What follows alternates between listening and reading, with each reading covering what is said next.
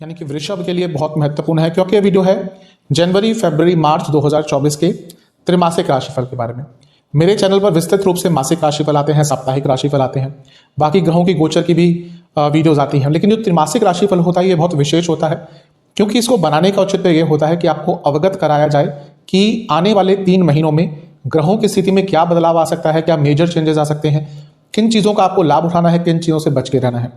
क्योंकि ज्योतिष का औचित्य यही होता है कि एक तरह से व्यक्ति को गाइडेंस दिया जाए। तो जो व्यक्ति ज्योतिष का लाभ उठाना चाहता है उनके लिए ये त्रिमासिक राशिफल बहुत महत्वपूर्ण होते हैं। तो इस वीडियो में हम यही सब चर्चा करेंगे और यकीन मानिए जो 3 महीने हैं जनवरी से लेकर मार्च 2024 के, इसमें बहुत कुछ बदलने वाला है। मंगल उच्च के होंगे, मंगल का उच्च प्रभाव देखने को मिलेगा, बृहस्पति मार्गीय हो जाएंगे, शनि और सूर्य की युति होगी, मंगल और शनि की युति होगी, चंद्र ग्रहण भी लग रहा है, राहु और सूर्य की युति होगी जिसको हम कहीं ना कहीं ग्रहण दोष कहते हैं। तो बहुत सारे बदलाव 3 महीने में आने वाले हैं और इन बदलावों का क्या प्रभाव positive as well as negative आपके जीवन पर पड़ सकता है, यही आधार होगा मेरे त्रिमासिक राशिफल का। कुछ बहुत विशेष उपाय भी आपको बताऊंगा जिसके करने से 3 महीने की सकारात्मकता में वृद्धि अवश्य आएगी। तो शुरुआत करते हैं इस महत्वपूर्ण त्रिमासिक राशिफल। शुरुआत करेंगे जनवरी के महीने के साथ। जनवरी का महीना कहीं ना कहीं बहुत विशेष है सभी के लिए, क्योंकि जनवरी से देवगुरु बृहस्पति का मार्गी प्रभाव देखने को मिलेगा। न केवल देवगुरु बृहस्पति, बुध और गुरु दोनों ही कहीं ना कहीं जनवरी की शुरुआत में ही मार्गी हो जाएंगे या मार्गी प्रभाव देना शुरू कर देंगे। बुध वक्री 13 दिसंबर को हो गए और दिसंबर के अंत में पतित भी हो जाएंगे। लेकिन जैसे ही नव वर्ष आएगा कहीं ना कहीं दोनों ही ग्रहों का मार्गी प्रभाव यानी कि सीधा प्रभाव मिलेगा। तो ये सबसे बड़ी शुभता होती है, क्योंकि गुरु भाग्य के कारक है और बुध बुद्धि के कारक है।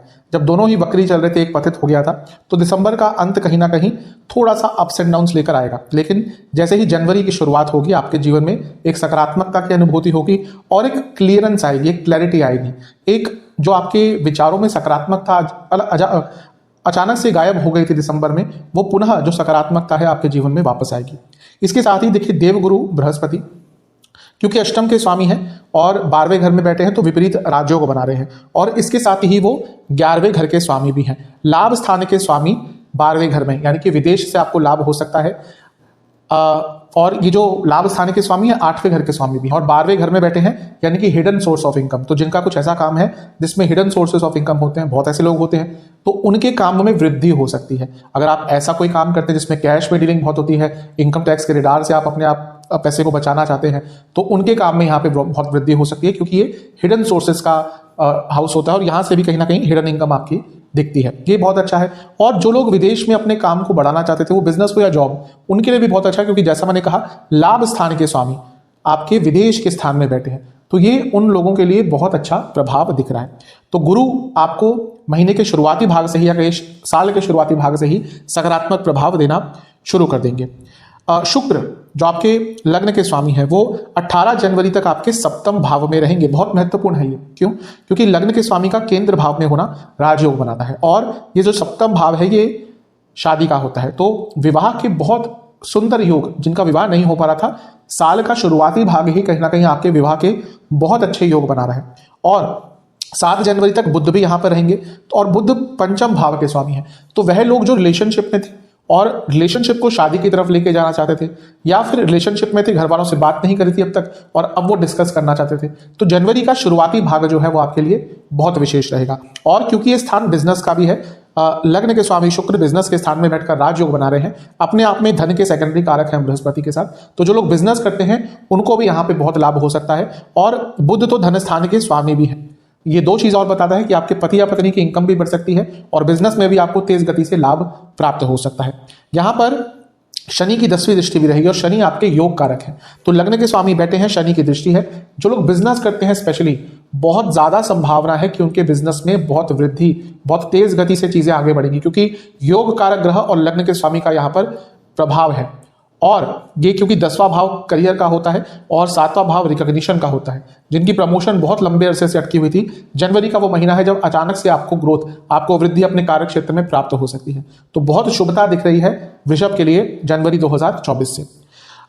इस महीने का जो पहला राशि परिवर्तन होगा वो होगा बुध का, और बुध आपके लिए 7 जनवरी को अपना राशि परिवर्तन करने वाले हैं और वो अष्टम भाव में आ जाएंगे। अब ये थोड़ा सा अच्छा और थोड़ा सा बुरा भी होगा। अच्छा क्या है, देखिए बुध एक ऐसे ग्रह हैं जिनको अष्टम भाव में अच्छा माना जाता है। अधिकतम ग्रहों को यहाँ पे क्षीण कह दिया जाता है, जो कि मैं नहीं मानता, लेकिन हाँ अनिश्चितता अष्टम भाव में अवश्य आती है। अच्छा भी होगा तो बहुत अचानक से, बुरा भी होगा तो बहुत अचानक से। तो बुध का अष्टम में आना कहीं ना कहीं अच्छा माना जाता है धन प्राप्ति के लिए, और बुध आपके धन स्थान के स्वामी भी हैं, तो अचानक से धन की प्राप्ति आपको हो सकती है। यहाँ पर बुध और मंगल की जोड़ी होगी। मंगल आपके सप्तम के स्वामी है और मंगल 12वें घर के स्वामी है। पुनः बता रहा है विदेश से लाभ होगा और बिजनेस में लाभ होगा। और अष्टम भाव आपका एंसेस्ट्रल प्रॉपर्टी का होता है, वसीयत आदि का होता है। सूर्य गवर्नमेंट के कारक है, बुध लिखा पढ़ी के कारक है। कुछ वसीयत का प्रॉब्लम आ रहा था, कुछ एंसेस्ट्रल प्रॉपर्टी के वाद विवाद आ रहे थे। मंगल का होना भी यहाँ पे कहीं ना कहीं बताता है कि एंसेस्ट्रल प्रॉपर्टी से लाभ मिल सकता है। और बुध का आना, सूर्य का आना, यानी कि अगर कुछ सरकारी कार्य, कोई लीगल कार्य आपका एंसेस्ट्रल प्रॉपर्टी का अटक रहा था, उसको सुलझाने का प्रयास करेंगे तो जनवरी के महीने में बहुत आराम से चीजें सुलझ सकती हैं। और एक विशेष चीज है, ये 3 ग्रह यहाँ पे रहेंगे, सूर्य यहाँ पर रहेंगे महीने के मध्य भाग तक, तो यहाँ पर गुरु की दृष्टि है और गुरु स्वयं अष्टम के स्वामी है। ये स्पष्ट रूप से बता रहा है। और हाँ, विपरीत राजयोग भी बना रहे हैं और लाभ स्थान के स्वामी भी हैं। बहुत स्पष्ट रूप से बता रहा है कि कई लंबे अरसे से अटके हुए कार्य अगर आप प्रयास करेंगे, आपके जनवरी के शुरुआती भाग में ही वो पूर्ण हो जाएंगे। तो बहुत शुभता दिख रही है आपके लिए, लाभ उठाइएगा। लेकिन मैं हमेशा कहता हूं, हर ग्रह अच्छे के साथ बुरा प्रभाव भी देता है। अब यहां पे देखिए आपके लिए कौन से भाव सबसे ज्यादा एक्टिवेट है, 12वां और 8वां। 12वां भाव भी कहीं ना कहीं बीमारियों से संबंधित है। अष्टम भाव भी कहीं ना कहीं क्रॉनिक डिजीज, अचानक से जो डिजीज आती है, बिना सिम्टम्स के कोई डिजीज आती है, उसका भाव है। तो इनका एक्टिवेट होना, यानी कि पुराने जो रोग हैं आपको वो तंग करेंगे और अचानक से अस्पताल का चक्कर, यानी कि डॉक्टर के पास जाना पड़ सकता है। अपनी सेहत का आपको जनवरी के महीने में बहुत ज्यादा ध्यान रखना है, क्योंकि अचानक से सेहत पर नेगेटिव प्रभाव यहां पर पड़ सकता है। केतु का भी प्रभाव क्योंकि लग्न पर है, और केतु मैं बहुत बार बता चुका हूं कि अनकंडीशनल रोग कारक है। तो ये समय जनवरी का अष्टम भाव के 12वें भाव के एक्टिवेट होने के कारण और केतु के प्रभाव होने के कारण अपनी सेहत का आपको बहुत ज्यादा ध्यान देना पड़ेगा। इस महीने जैसा मैंने कहा एक और राशि परिवर्तन होगा, वो होगा सूर्य का, और सूर्य अष्टम को छोड़कर आपके 9वें भाव में प्रवेश कर जाएंगे। ये होगा 15 जनवरी, मकर संक्रांति वाले दिन। तभी उसको मकर संक्रांति कहते हैं, क्योंकि मकर में सूर्य प्रवेश कर जाते हैं, तो मकर संक्रांति। तो ये समय भी आपका बहुत अच्छा है। कारण क्या है कि एक तो यहां से सूर्य को आयान बल मिलना शुरू हो जाता है। हर ग्रह के अलग अलग प्रकार के बल है, तो सूर्य की बात करते हैं तो आयान बल होता है। जब वो उत्तरायण में होते हैं तो उनका जो बल है वो बढ़ता रहता है, दक्षिणायन में होते हैं तो बल थोड़ा कमजोर होता है। तो उत्तरायण का बल, आयन बल मिलेगा। दूसरा, केंद्र के स्वामी हैं और त्रिकोण स्थान में बैठेंगे, यानी कि राजयोग बन रहा है। और ये कहीं ना कहीं कुछ सरकारी कार्य या प्रॉपर्टी के कुछ कार्य जो आपके अटक रहे थे उनको पूर्ण करने के लिए बहुत अच्छा है। क्यों? क्योंकि चौथा भाव प्रॉपर्टी का है और सूर्य यहां पर बली हो गए और मकर राशि में है, यानी कि एडमिनिस्ट्रेशन। मकर राशि किसकी होती है? एडमिनिस्ट्रेशन की। तो कुछ भी आपके प्रशासन से कार्य अटक रहे थे, प्रॉपर्टी से संबंधित, उस कार्य में आपको लाभ मिल सकता है। लेकिन हर चीज में लेकिन आता है, सूर्य नवम में आते हैं तो बॉसेस से वाद विवाद होते हैं, तो आपके अपने बॉसेस से वाद विवाद जनवरी के मध्य भाग के बाद हो सकते हैं। और क्योंकि सूर्य आपके चौथे भाव के स्वामी हैं और चौथे से छठे भाव में आएंगे, अपनी माता जी की सेहत का ध्यान दीजिएगा।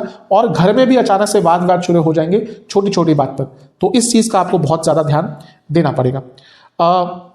इस महीने एक और राशि परिवर्तन होगा और वो भी बहुत महत्वपूर्ण है। कारण क्या है? आपके लग्न के स्वामी का राशि परिवर्तन होगा शुक्र महाराज का। कब होगा? 18 जनवरी। और वो सप्तम भाव को छोड़कर अष्टम भाव में प्रवेश कर जाएंगे।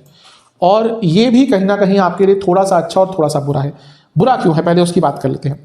देखिए, लग्न के स्वामी अगर अष्टम में होते हैं तो जीवन में अनिश्चितता आती है।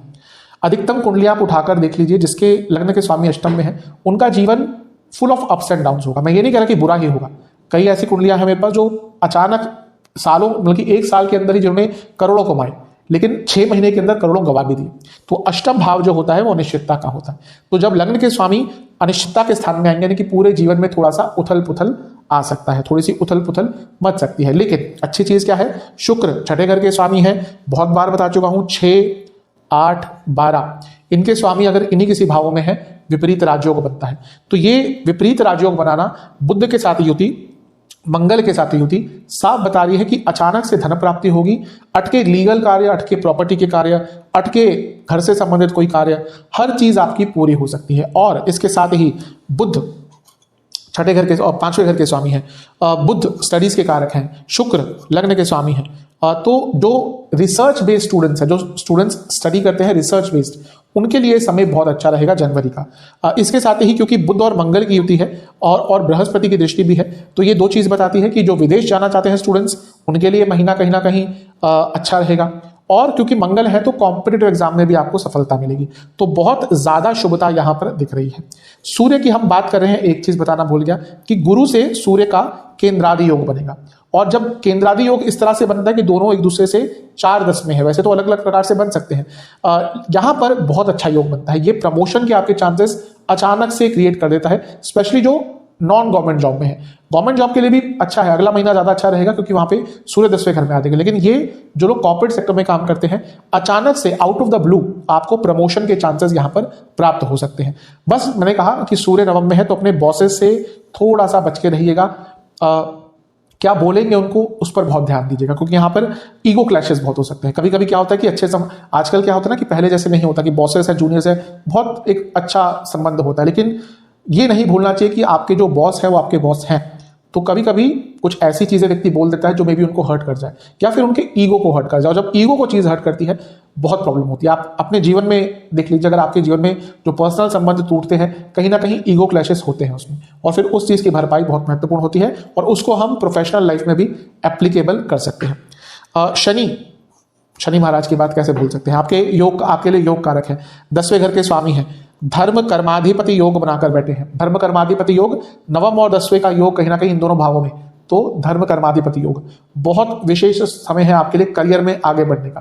क्योंकि शनि तो खैर यहाँ पे बहुत लंबे अरसे तक होंगे, लेकिन ये समय होगा जब आपको तेज गति से लाभ मिल सकता है। कारण क्या है कि अभी 4 महीनों बाद गुरु भी लग्न में आने वाले हैं, तो अभी जो प्रयास करेंगे उसका आपको मई के बाद बहुत तेज गति से लाभ मिलेगा। तो करियर के लिए भी महीना बहुत अच्छा है। राहु तो आपके 11वें घर में है, तो ये तो मानिए कि कहीं ना कहीं आप लकी हैं। अगर आप स्पेशली विदेश से संबंधित काम करते हैं तो ये वो समय है जब आपका जो ग्रोथ है वो कई गुना अचानक से बढ़ सकती है। तो ये भी एक बहुत अच्छी चीज है। ओवरऑल ये महीना आपके लिए शुभता लेकर आ रहा है। विवाह के भी योग, जैसा मैंने कहा। हाँ, एक चीज जो है थोड़ा सा नेगेटिव दिख रही है, वो है केतु का पंचम में आना। क्यों नेगेटिव है? ये आपके रिलेशनशिप के लिए अच्छा नहीं है। ऑलरेडी प्रभाव आ रहा होगा, कई लोगों का ब्रेकअप भी हुआ होगा नवंबर दिसंबर में। क्योंकि केतु यहां पर आ गए थे और अभी लंबे अरसे तक रहने वाले हैं। और बुध भी अष्टम में रहेंगे इस महीने, जो पंचम के स्वामी हैं। तो जो रिलेशनशिप में है उनके लिए महीना बहुत विशेष नहीं जाने वाला। लड़ाई झगड़े हो सकते हैं, ब्रेकअप हो सकते हैं। गर्भवती महिलाओं को इस महीने भी बहुत ध्यान देना है। और इसके साथ आपके अपने बच्चों से संबंध भी बिगड़ सकते हैं और आपके बच्चों की सेहत भी बिगड़ सकती है। तो ये केतु का नेगेटिव प्रभाव है। लेकिन केतु पंचम में आकर उस व्यक्ति की जो संकल्प शक्ति है उसको बढ़ा सकते हैं। आप कहीं ना कहीं जिस चीज पर फोकस बहुत लंबे अरसे से करना चाह रहे थे, नहीं कर पा रहे थे, वो अब कर पाएंगे। तो कोई साधना करना चाहते हैं, कोई रिसर्च करना चाहते हैं, कुछ जानना चाहते हैं अपने बारे में, दूसरी चीजों के बारे में, ये महीना कहीं ना कहीं बहुत विशेष आपका दिख रहा है। तो ओवरऑल महीना बहुत शुभ है।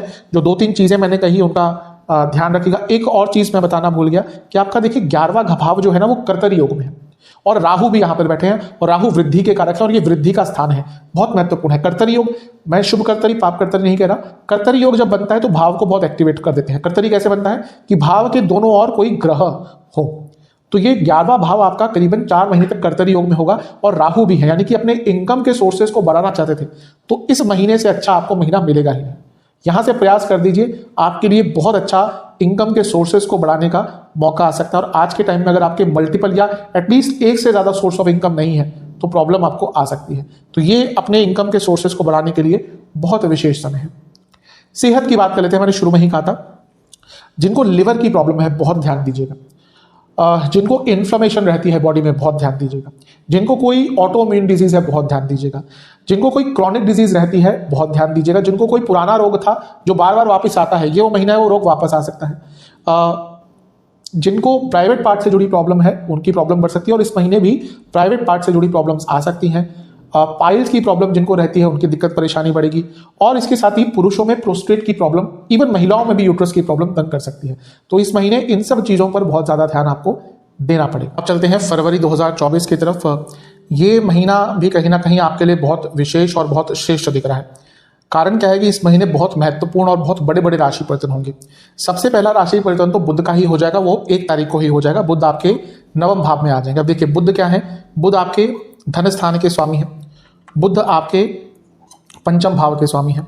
धन स्थान लक्ष्मी स्थान बैठे हैं भाग्य के स्थान में, यानी कि धन की वृद्धि होगी, पैसे की वृद्धि होगी।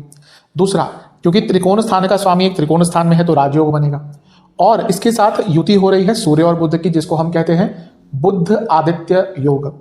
और बुध आदित्य योग का अच्छे भाव में बनना बहुत शुभ होता है। आपके आइडियाज में वृद्धि होगी, सकारात्मकता में वृद्धि होगी, कहीं ना कहीं भाग्य का साथ भी मिलेगा, क्योंकि पंचम त्रिकोण के स्वामी और केंद्र के स्वामी सूर्य का यहाँ पे बहुत अच्छा मिलन हो रहा है, तो ये बहुत विशेष दिख रहा है। स्टूडेंट्स के लिए बहुत अच्छा रहेगा, क्योंकि सूर्य और बुध की युति पंचम से पंचम में है, और क्योंकि केतु का प्रभाव भी है, तो जो रिसर्च बेस करते हैं, स्टडीज करते हैं, उनके लिए महीना भी अच्छा होगा।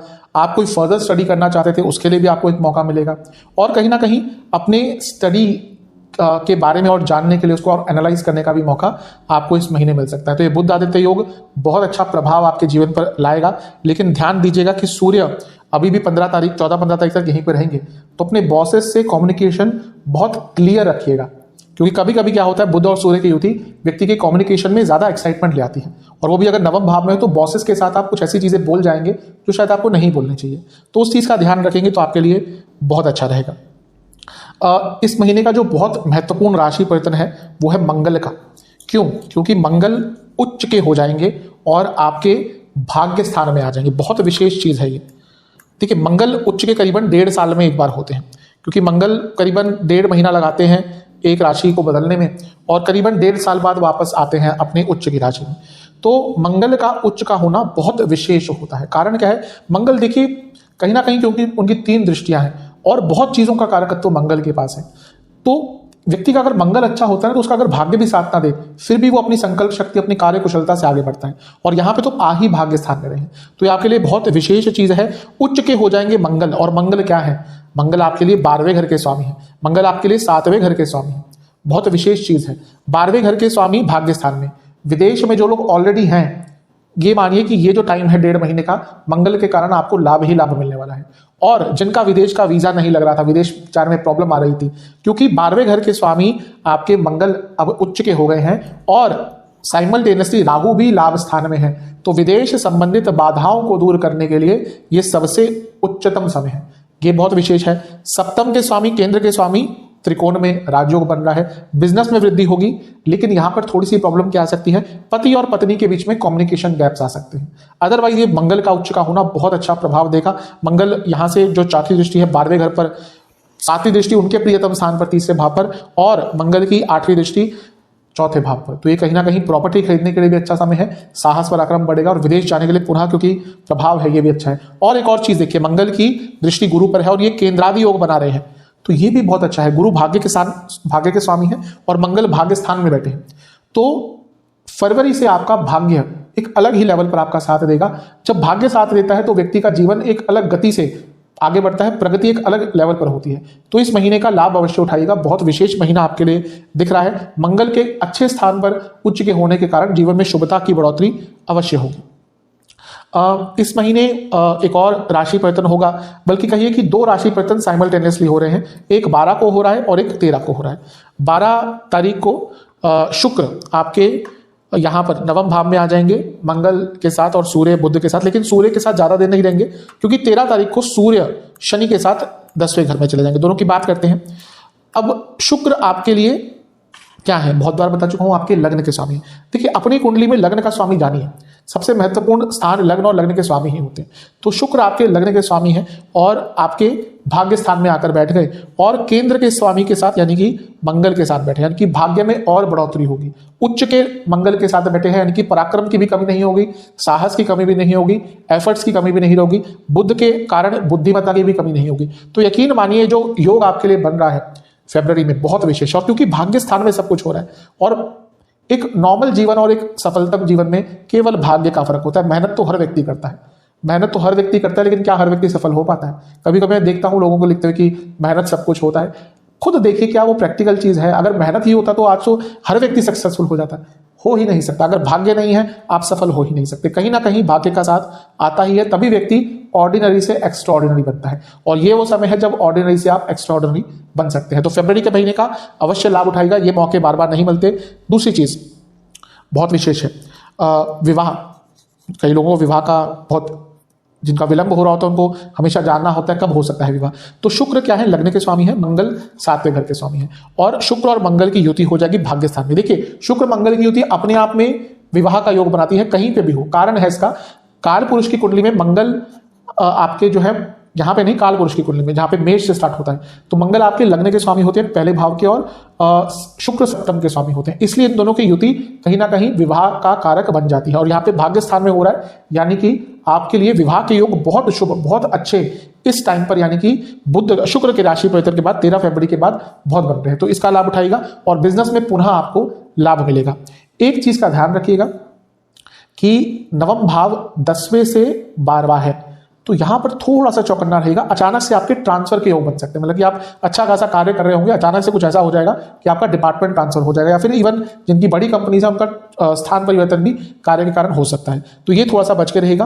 अब सूर्य की बात करते हैं। देखिए शनि और सूर्य की युति ये अच्छी भी होती है, बुरी भी होती है, क्योंकि आपके लिए शनि 10वें घर के स्वामी है, भाग्यस्थान के स्वामी है, सूर्य 4थे घर के स्वामी है, केंद्र त्रिकोण केंद्र इनका राजयोग बन रहा है। शनि कहीं ना कहीं हार्डवर्क दिखाते हैं, सूर्य प्रताप दिखाते हैं, तो प्रमोशन के तो बहुत ही शुभ चांसेस आपके फरवरी में बन जाएंगे। लेकिन जब कुछ ग्रहों की युति अच्छी नहीं मानी जाती, शनि सूर्य, बुध चंद्रमा, शुक्र बृहस्पति, इनकी युति से क्या होता है ना कि जिस भाव, अच्छे संबंध भी, अच्छे रिजल्ट भी आते हैं, लेकिन इनकी युति से जो भाव होता है उस पर कुछ नकारात्मक प्रभाव आ सकते हैं। अब 10वें स्थान में हो रहा है, यानी कि आपके कार्य क्षेत्र में बहुत प्रेशर बढ़ जाएगा, आपसे कुछ गलतियां हो सकती हैं, और कुछ लोग आपकी गुडविल को खराब करने का प्रयास करेंगे।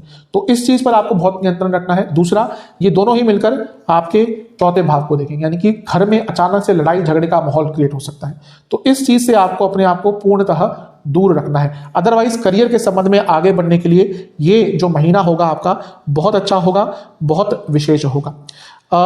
इस महीने एक और राशि परिवर्तन हो रहा है, और वो होगा बुध का इस महीने 2 बार राशि परिवर्तन होगा। बुध आपके नवम भाव को छोड़कर आपके 10वें भाव में प्रवेश कर जाएंगे 20 फरवरी को, और ये भी आपके लिए कहीं ना कहीं अच्छा है, क्योंकि पुनः सूर्य और बुध का, यानी कि बुध आदित्य योग बन गया, ये भी बहुत शुभ है।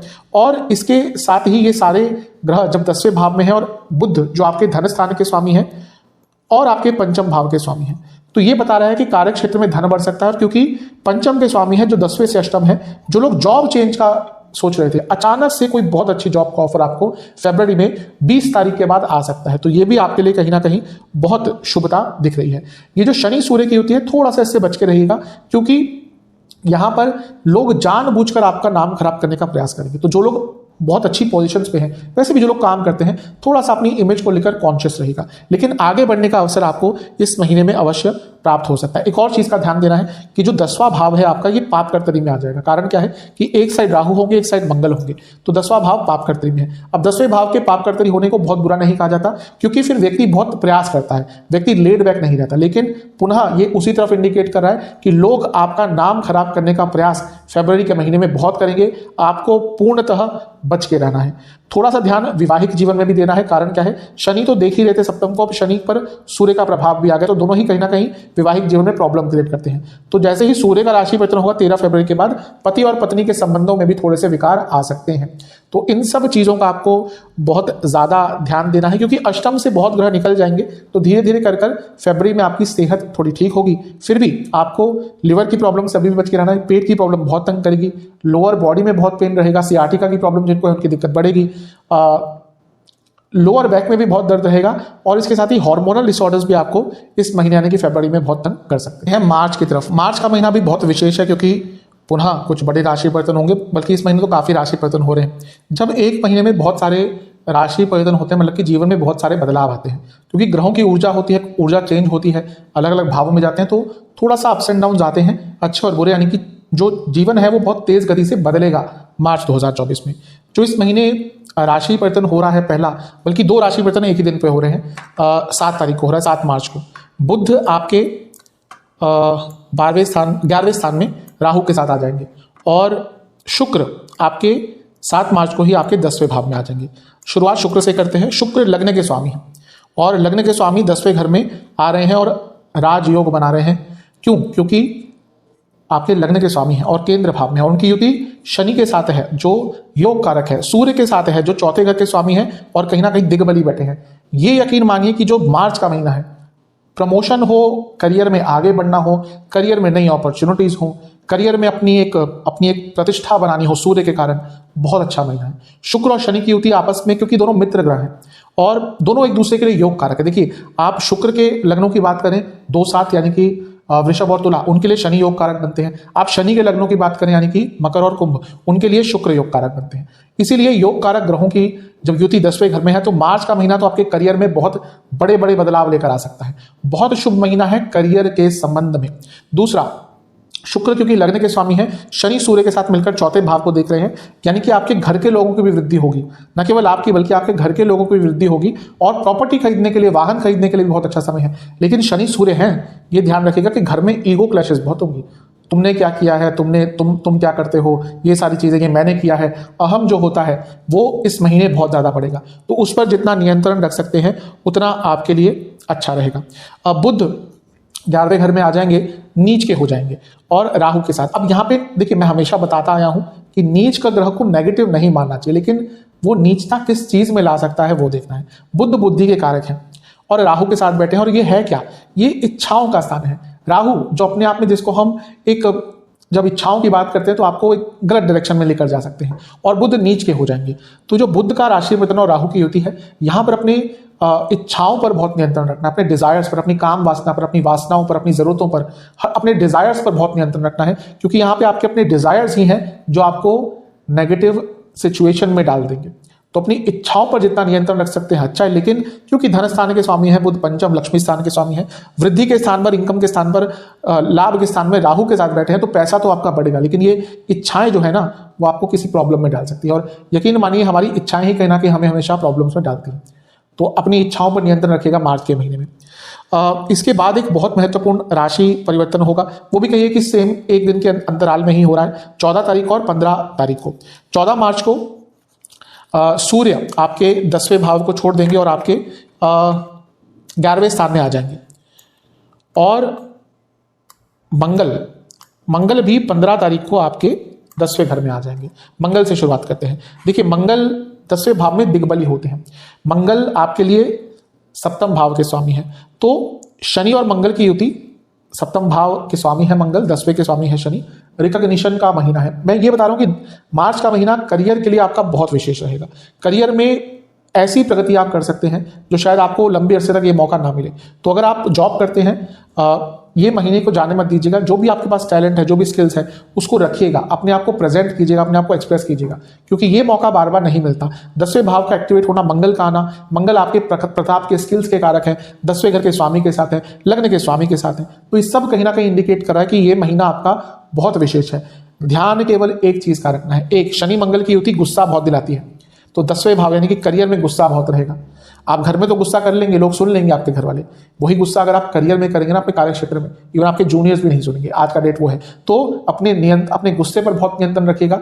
दूसरा, शुक्र हमेशा ऑफिस पॉलिटिक्स करवाते हैं, तो 10वें भाव में स्पेशली है, तो ये महीना भयंकर ऑफिस पॉलिटिक्स आपके खिलाफ होने वाली है। स्पेशली अगर आपके साथ कुछ अच्छा हुआ तो यकीन मान लीजिएगा आपके जो साथ में लोग काम करते हैं कहीं ना कहीं आपके विरुद्ध कुछ करने का प्रयास शुरू कर देंगे। तो इस चीज से थोड़ा सा आपको बचना है, लेकिन हाँ, करियर में आगे बढ़ने की अपॉर्चुनिटीज बहुत ज्यादा मिलेंगी। पुनः मंगल प्रॉपर्टी के कारक है, उनका चौथे भाव पर दृष्टि डालना। अगर आपकी कोई प्रॉपर्टी जिसपे आप कंस्ट्रक्ट कराना चाहते थे, ये महीना मंगल के राशि परिवर्तन के बाद आपके लिए विशेष है, आपको वो अवसर अवश्य प्राप्त हो सकता है। तो बहुत अच्छा महीना है। सूर्य और राहु की युति थोड़ी सी नेगेटिव होती है, कारण ग्रहण दोष बन जाता है। मैं उस ग्रहण की बात नहीं कर रहा जो साल में पढ़ते हैं कि हाँ सूर्य ग्रहण हो रहा है, चंद्र ग्रहण हो रहा है, वो भी प्रभाव होता है, लेकिन ये सिर्फ ग्रहण दोष की बात मैं कर रहा हूं। तो सूर्य और राहु का यहाँ पे युति होगा, यानी कि एक महीने के लिए सूर्य को राहु खा जाएंगे इन द सेंस ग्रहण दोष लगा जाएंगे।